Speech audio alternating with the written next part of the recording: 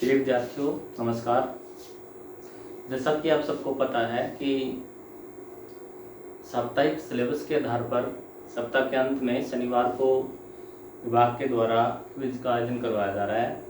और पिछले कुछ सप्ताह से हम देख रहे हैं कि आप उसमें अच्छा पार्टिसिपेट नहीं कर पा रहे हो सकता है कि क्योंकि अब आप घर पर रहकर पढ़ाई कर रहे हो तो इसमें आपको बहुत सारी दिक्कतें आ रही हैं, इसको हम महसूस करते हैं। तो इसी के मद्देनज़र आज हम कक्षा 8वीं का एक टॉपिक डिस्कस करेंगे। जो कल क्विज में जो क्वेश्चंस आएंगे वो इस टॉपिक से संबंधित आएंगे और हम कोशिश करेंगे इस चैप्टर को थोरली इसको पढ़ने की कोशिश करेंगे और उम्मीद करते हैं कि जो प्रश्न है आपके इसी आधार से पूछे जाएंगे और आप बड़ी आसानी से उन प्रश्नों को सोल्व कर सकते हैं यदि आप थोड़ा सा ध्यान दें तो। देखिए, टॉपिक का नाम है आज हमारा घन और घनमूल। तो कल जो क्विज है वो इसी चैप्टर से पूछी जाएगी। घन का मतलब क्या है? जैसे अक्सर आपने छोटी क्लास में भी पढ़ा है और आपके इसी क्लास में भी एक सिलेबस आता है कि सॉलिड ज्योमेट्री यानी ठोस आकृतियों का चित्रण एक चैप्टर है। तो उसमें आपको इस तरह की आकृति दिखाई जाती है और आप देखते हैं उसको पहचान जाते हैं कि ये घन है। तो घन से मतलब क्या होता है? जिसकी जैसे लेंथ, ब्रेड्थ और हाइट 3 डायमेंशंस को कह सकते हैं, यानी एक लंबाई, एक चौड़ाई, एक ऊंचाई। तो लंबाई गुणा चौड़ाई गुणा ऊंचाई यानी इसका वॉल्यूम आयतन कह लीजिए वो 1 की 3 होगा। यानी ये जो घन है 3 1-1 सेंटीमीटर की भुजाओं को मिलाने से हमारे बीच तैयार हुआ है। अब आपसे पूछा जा सकता है कि जैसे 1-1 सेंटीमीटर की कितनी भुजाओं के घनों से 2 सेंटीमीटर भुजा का घन तैयार हो सकता है। तो इसके लिए आपको 8 घन आपके होंगे, यानी इस तरह से हमें अरेंज करना होगा। दूसरा घन हो जाएगा, फिर इस तरह से मतलब हमारे पास 8 घन यदि आप मिलाओगे तो 2 सेंटीमीटर भुजा का एक घन आपके बीच तैयार हो जाएगा। इसी तरह से मान लिया 3 भुजा का आपको तैयार करना है तो 27 घन आपको मिलाने पड़ेंगे। इसका जैसे हमारे मैथ किट्स के अंदर एक वो स्क्वायर्स आते हैं, उनको आप मिला के इस तरह से आप उसको चेक कर सकते हैं। तो घन से मतलब है कि कोई भी ऐसी आकृति जिसकी 3 विमाएँ हों और तीनों विमाएँ बराबर हों, ऐसा हम कह सकते हैं। तो आपको 1 से लेकर 15 तक घन अच्छे से याद होने चाहिए। यदि याद है तो बहुत सारी समस्याएं आप आसानी से सोल्व कर सकते हैं। देखिए, एक बार हम कोशिश करते हैं इनको देखने की।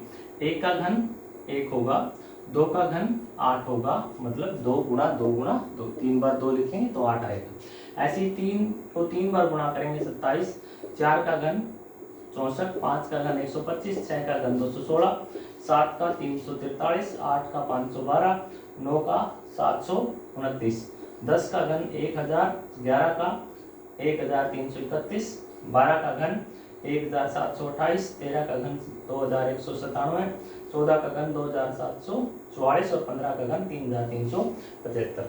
तो आप इनको ध्यान से देखिए और इनसे फिर आप कुछ नियम बनाने की कोशिश कीजिए।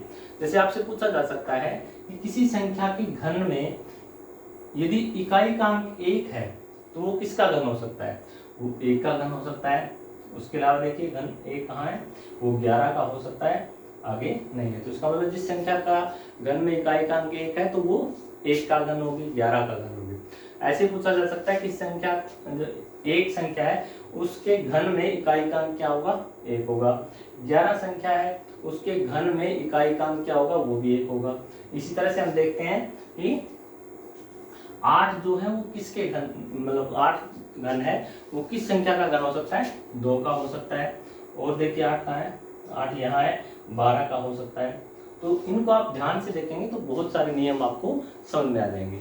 इसके अलावा ये भी पूछा जा सकता है कि क्या किसी संख्या का घन 2 शून्यों पर समाप्त हो सकता है? यानी कहीं पे ऐसा है कि जैसे यहाँ है 3 शून्य, क्या कहीं 2 शून्य है?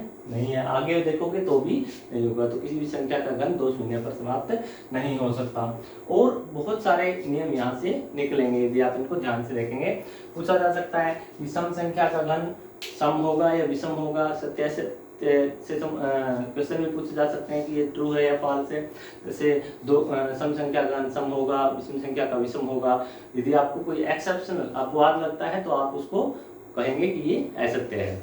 तो इस तरह से इसको ध्यान से देखेंगे और बहुत सारे 5 सम जैसे आते हैं क्विज के अंदर, तो 1 या 2 सम आपको इनमें से पक्का मिलेगा। तो ध्यान से इनको समझ के और उसका उत्तर दे देना है। तो ये कुछ इसके नियम थे। उसके अलावा एक जैसे कई बार रोचक प्रतिरूप भी हमारे भी हम ज्ञात कर सकते हैं। जैसे 1 है इज इक्वल टू, ये तो पता ही आपको, एक का घन है पता है। अब इससे आगे 3 और 5 विषम संख्या, इससे आगे 3 और 5 है तो इनको जोड़ेंगे 8, ये किसका घन है? 2 का घन है। फिर 5 के बाद 7 + 9 + 11 यानी 27 यानी 3 का घन हो गया। ऐसे ही आगे करोगे 13 + 15 + 17 + 19, वो कितना आ जाएगा? 64 आएगा, वो 4 का घन हो जाएगा। तो आपसे इस पैटर्न के आधार पर पूछा जा सकता है कि 10 का घन प्राप्त करने के लिए कितनी विषम संख्याओं को जोड़ना होगा। तो ये ऐसे पूछा जाता है, जैसे ये 1 नंबर है, ये इसको काउंटिंग के हिसाब से 2 3 आगे 4 संख्याएं जोड़ेंगी, 5 है, तो 10 संख्याओं को यदि हम जोड़ेंगे 10 विषम संख्याओं को, तो हमारे पास एक 10 का घन प्राप्त हो जाएगा। तो इस तरह से इस प्रतिरूप को देखकर भी प्रश्न आपसे पूछे जा सकते हैं। उसके बाद आता है जैसे घन है तो वहाँ पे हमें गुणनखंड करने की जरूरत पड़ती है। तो जैसे 1000 है उसके गुणनखंड करेंगे, ये हम तीसरे चैप्टर में भी हम कर चुके हैं गुणज और गुणनखंड अध्याय में। तो नियम वही रहेगा, अभाज्यता के नियम आपको याद होने चाहिए। तो ये संख्या 2 से भाग करेंगे, पहले 2 से भाग करोगे 500, फिर 2 से भाग करेंगे 250, फिर 2 से करेंगे 125, फिर 5 से करेंगे 25 और 5 से करेंगे 5। तो ये देखेंगे कि 2 3 बार है और 5 3 बार है, तो इसका मतलब 2 की 3 और 5 की 3 यानी 2 का घन और 5 का घन। तो इनको मैं इकट्ठा लिख सकता हूँ 10 का घन, तो इसका मतलब 10 का घन 1000 होगा। तो इस तरह से आप पड़ताल भी कर सकते हो। इसके अलावा आपसे ये पूछा जा सकता है, जैसे कोई संख्या दे दी, मान लिया एक संख्या है 1188 दे दी, ये पूछा जा सकता है कि क्या ये संख्या पूर्ण घन है? यदि नहीं तो इसको किस संख्या से भाग दें ये संख्या पूर्ण घन हो जाए।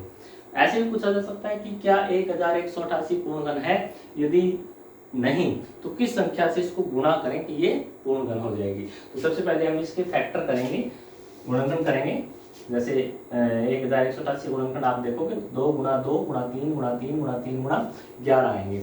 अब किस संख्या से भाग करें? देखिए 3 जो है वो एक 3 टुकड़े हो गए, तो ये मतलब इसको हम नहीं लेंगे, क्योंकि आपको पता है घनमूल ज्ञात करने के लिए, जैसे हम निकालेंगे कि घनमूल ज्ञात करने के लिए क्या करते हैं, थोड़ा सा यहाँ भी हमें समझना चाहिए था। घनमूल के लिए क्या करते हैं कि 3 जोड़ों में से एक बाहर लेंगे हम।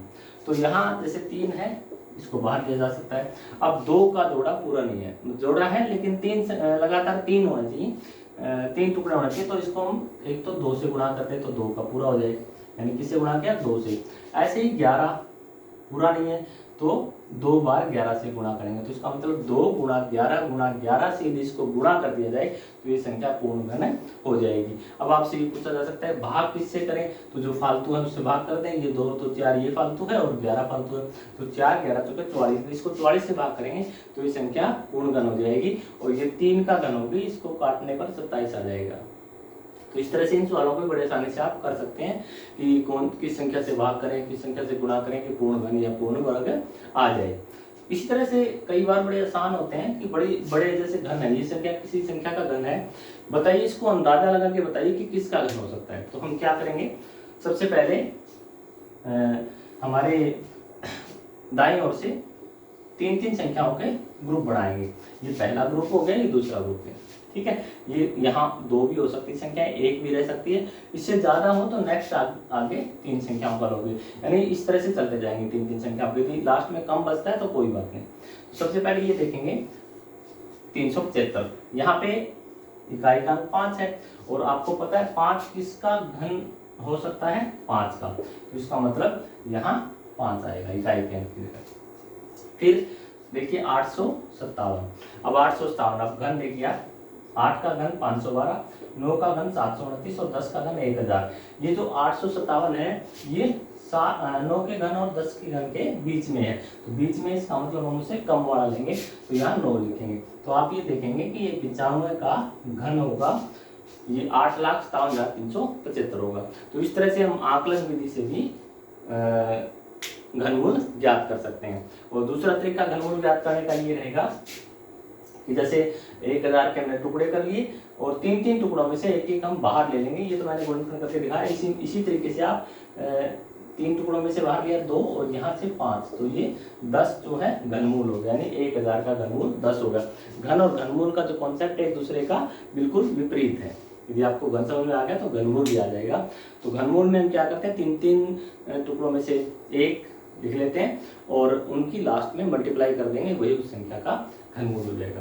तो ये बड़ा आसान सा टॉपिक है, 2 एक्सरसाइज है इसमें, बड़े अच्छे से आप रिवाइज इनको कर लोगे।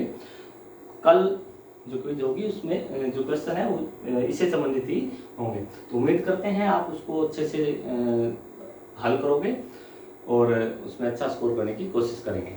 यदि फिर भी कोई समस्या आती है तो आप कल क्विज से पहले तक आप प्रश्न पूछ सकते हैं। उम्मीद करते हैं आप बहुत अच्छा परिणाम देने की कोशिश करेंगे। Thank you very much.